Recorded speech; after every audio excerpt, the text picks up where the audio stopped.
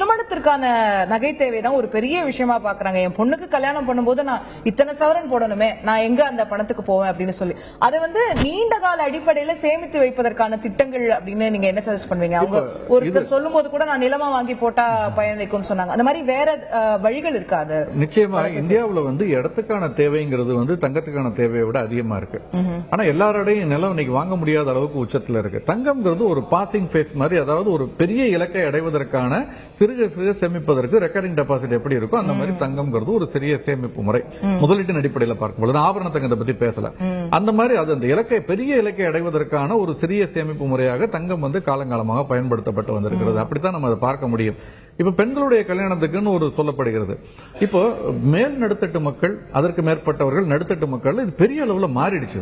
நகர்ப்புறங்கள்ல மாறிடுச்சு. இன்னும் சொல்ல போனா பெண்கள் இன்னைக்கு இந்த காலத்து ஜெனரேஷன்ல எனக்கு போனதாமா வேண்டாமா அப்படின்னு சொல்றாங்க நிறைய பேர். நான் முழுசா மாறிடுச்சுன்னு சொல்லல.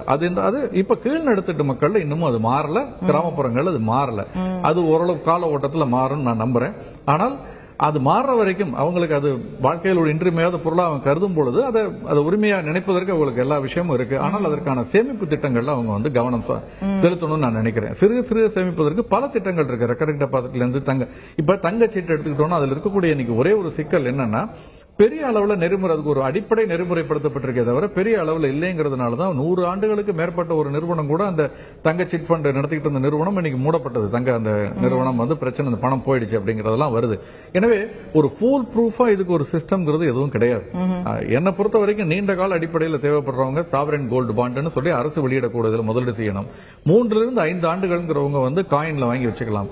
2-3 ஆண்டுகளுக்குள்ள தங்கம் தேவைப்படுறவங்க என்ன தேவைப்படுதோ எப்பப்பெல்லாம் சின்ன சின்ன இறக்கங்கள் இருக்கோ அடுத்த 6 மாதத்துக்குள்ள அப்பப்போ வாங்கிக்கிறது பெட்டர்னு நினைக்கிறேன். சோ அப்பப்போ தங்கம் வாங்கி காயினா சேமித்து வைத்துக் கொள்வதுன்றது நமக்கு பிராக்டிகலா இருக்கக்கூடிய ஒரு சிறந்த முறை. அதை தாண்டி பாண்டா வாங்கி வைக்கிறது ஒரு பயனளிக்கும் அப்படின்னு